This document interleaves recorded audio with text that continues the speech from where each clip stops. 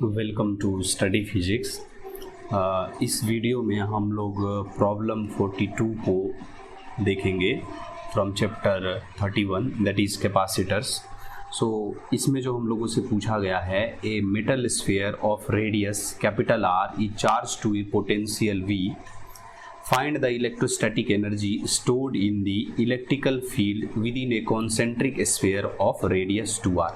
सो इस प्रॉब्लम में एक्चुअली दो पार्ट्स हैं, तो हम लोग वन आफ्टर अदर करेंगे। तो पहले में हम लोग सिर्फ फर्स्ट पार्ट को ही कंसीडर करते हैं। तो इसमें हम लोगों से जो कहा जा रहा है कि हमारे पास एक स्फीयर है, सो कंसीडर करिए कि ये हमारे पास एक स्फीयर है और इसका रेडियस हमने r दिया गया है, और फिर कहा जा रहा है कि इसको हमने पोटेंशियल v से चार्ज किया हुआ है। उसके बाद ये है कि इसमें हमने एक कॉन्सेंट्रिक स्फीयर लेना है। सो जस्ट हमने एक कॉन्सेंट्रिक स्फीयर लिया। अब इस स्फीयर का जो रेडियस है वो हम लोगों से कहा जा रहा है, सो इस स्फीयर का जो रेडियस है वो हम लोगों से कहा जा रहा है कि 2r। ये थोड़ा सा इधर हो गया, तो होप कि आप कंसीडर करोगे। तो हमें यहाँ पर 2r डिस्टेंस पर जो है एक मीन्स 2r रेडियस का एक कॉन्सेंट्रिक स्फीयर बनाना है, और हम लोगों से फिर इस रीजन में जो है वो इलेक्ट्रिकल स्टोर्ड एनर्जी पूछा जा रहा है। मीन्स इस रीजन में स्टोर्ड इलेक्ट्रोस्टैटिक एनर्जी पूछा जा रहा है। तो देखिए इसको हम लोग किस तरह से करेंगे, तो similar to the previous problem, वहाँ पर क्या होता था हमारे पास, सो एनर्जी डेंसिटी को हम लोग किस तरह से लिखते थे, सो half epsilon not E square. तो कंसीडर करिए इस प्रॉब्लम में अगर हमने कुछ एक r लोकेशन पे, स्मॉल r लोकेशन पर और स्मॉल r रेडियस का हमने एक स्फीयर ड्रॉ किया in between these two spheres, और कंसीडर करिए कि इसको हम लोगों ने कुछ इस तरह से लिया ताकि इसका जो थिकनेस है, सो इसका जो थिकनेस है दैट इज़ हमारा dr, similar to the previous problem. जैसे हम लोगों ने प्रीवियस प्रॉब्लम को किया उसी तरह से इसको भी करेंगे। अब देखिए इस प्रॉब्लम में हमें एनर्जी डेंसिटी को इवैल्यूएट करने का ये टेक्निक पता है। तो अगर हमने इससे एनर्जी इवैल्यूएट करना है तो किस तरह कर सकते हैं, तो वो कुछ इस तरह से, ये एनर्जी अपॉन वॉल्यूम, ये हम लोग एनर्जी डेंसिटी को रिप्लेस कर सकते हैं। So it will be like half I epsilon not का स्क्वायर। अब अगर यहाँ से एनर्जी का वैल्यू चाहिए होगा तो ये वैल्यू को हम लोग जस्ट वॉल्यूम से मल्टीप्लाई कर देंगे, तो हम लोगों को इन दिस रीजन का जो है वो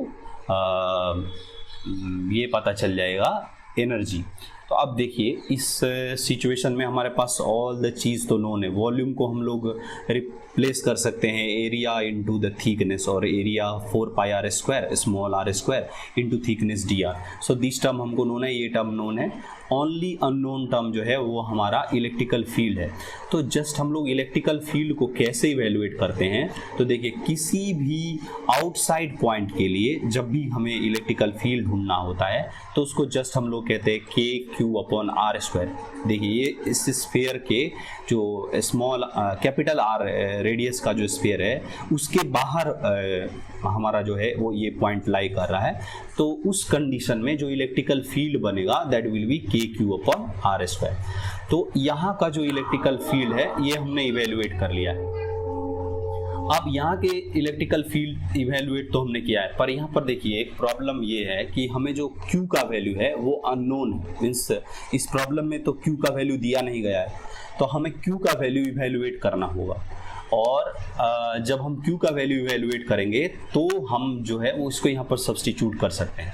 तो अब देखिए हम Q का वैल्यू किस तरह इवेल्युएट कर सकते हैं कि कंसीडर करिए कि हमने जब इस पॉइंट मीन्स किसी peripheral point of capital R radius sphere, वहाँ पर इलेक्ट्रिकल फील्ड ढूंढ रहे होते, तो हमारे पास जो E का वैल्यू आता दैट इज KQ/r प्लस होता। जस्ट बाहर के लिए तो मैं r प्लस बोल रहा हूँ, तो सपोज करिए कि ये r का स्क्वायर हो रहा होता। अब लेकिन इस स्फीयर का जो पेरिफेरल पॉइंट है वहां पर हम लोगों को पोटेंशियल पता है, तो हम लोग क्या कहते हैं कि देखिए पोटेंशियल को हम लोग किस तरह से कहते हैं, E=V.dr। सो यहाँ पर से एक r टर्म कैंसिल होता है, तो जो v का वैल्यू होता है दैट इज लाइक KQ/r। तो अब देखिए अगर यहाँ से हमने Q के वैल्यू को रिप्लेस करना है तो हम लोग Q के वैल्यू को किस तरह से कह सकते हैं, तो VR कैपिटल R इंटू के। सो यहाँ पर जो इस स्फीयर पर जो चार्ज अवेलेबल है दैट इज हमारा VR, इस स्फीयर का रेडियस डिवाइडेड बाय के। तो यहाँ पर देखिए अब हमने Q का वैल्यू इवैल्यूएट कर लिया है in terms of the given parameter. यहाँ पर क्या है, V हमें गिवन है, R गिवन है और K कांस्टेंट होता है। तो अब हमें Q का जो वैल्यू है वो नोन है। तो अब इस इक्वेशन में अगर हम लोग एनर्जी का वैल्यू इवैल्यूएट करेंगे तो वो हमारा क्या हो जाएगा, तो हाफ एप्सिलॉन नॉट, और यहाँ पर हम लोग क्या लिखेंगे, तो क्यू को हम लोगों ने रिप्लेस करना है तो इसको मैं बाद में लिखता हूँ। सो के अपॉन आर स्क्वायर इंटू, अब मैं क्यू के वैल्यू को लिखूंगा तो ये हो जाएगा वी आर डिवाइडेड बाई के, और इस टर्म का हम लोगों ने स्क्वायर लेना है। अभी देखिए यहाँ पर जो हो रहा होगा, सो अगर हमने कुछ एलिमेंट्री स्ट्रिप लिया है तो उस रीजन में जो इलेक्ट्रिकल फील्ड बनेगा उसका मीन्स इलेक्ट्रिकल एनर्जी बनेगा, वो हम डी कह रहे हैं, कंसीडर करिए।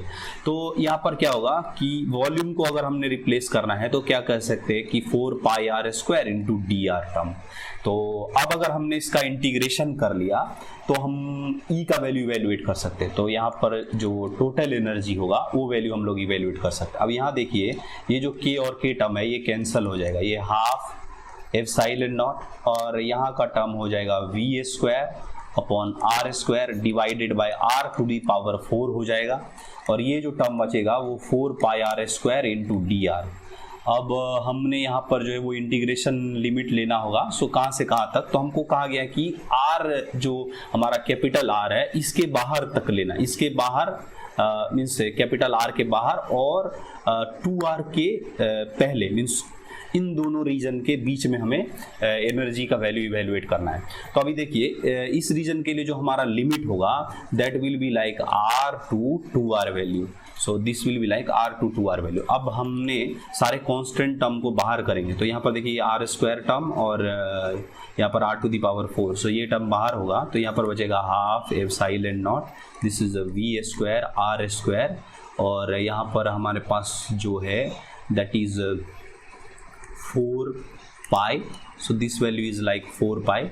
तो होप कि सब कुछ हमने ले लिया है, कुछ छूटे ना। सो एक बार चेक कर लेते हैं, V square r square 4 pi, और यहाँ पर जो अब टर्म बचा है that is d r upon r square, और इंटीग्रेशन लिमिट हमने r टू 2r वैल्यू तक लेना है। तो अभी देखिए हमारे पास जो कुछ भी बचा है वो है half epsilon naught V square r square, और ये टर्म है हमारा 4 पाई। अब यहाँ पर जो हम लोग इसका लिमिट इवैल्यूएट करेंगे तो ये हो जाएगा r to the power -2 plus 1, और यहाँ पर हो जाएगा -2 plus 1, so -1 value will be there, और यहाँ पर हो जाएगा r और 2r का वैल्यू। सो अब जो हमारे पास टर्म्स बचेंगे दैट विल बी लाइक, यहाँ पे जो माइनस है उसकी वजह से हम इसको यहाँ पर ही लिख लेते हैं। सो हमारे पास अब जो बचेगा term that is half epsilon naught V square r square 4 pi, और यहाँ का माइनस तो हमने ले लिया है। सो यहाँ पर जस्ट 1 अपॉन r बचेगा, और इसका लिमिट हमने r से 2r तक रखना है। तो अब देखिए यहाँ पर जो टर्म बनेगा that is half epsilon naught V square, so half epsilon naught V square r square 4 pi, और यहाँ का टर्म होगा 1 upon 2r minus of 1 upon r। अब इसको अगर हमने इनसाइड लिया तो हमारे पास जो टर्म बनेगा दैट विल बी, सो इसको इनसाइड लेने पे ये प्लस हो जाएगा, सो ये वाला टर्म भी प्लस होगा और ये वाला माइनस हो जाएगा। तो हम लोग इस तरह से कुछ रख लेते हैं। सो यहाँ पर बनेगा half epsilon naught V square r square 4 pi, और यहाँ पर जो एलसीएम आएगा that will be like 2r, और यहाँ पर बनेगा -1, यहाँ पर बनेगा +2। सो जो वैल्यू बनेगा दैट विल बी लाइक, यहाँ पर से देखिए 2, सो ये इस 4 को कैंसिल करेगा, तो यहाँ पर जो टर्म बचेगा that will be like epsilon naught V square r square, so epsilon naught V square r square pi into 2 minus of 1, so ये 1 ही होगा। तो this should be the value of energy, so this should be the value of energy. So let me match the value for first part, this pi epsilon naught v and यहाँ पर एक are square और एक are term था, सो ये are are cancel होगा, ये हमसे छूट गया। सो यहाँ पर जस्ट ये जो है वो अभी सही है। सो ये हमारा जो है वो आएगा आर का वैल्यू।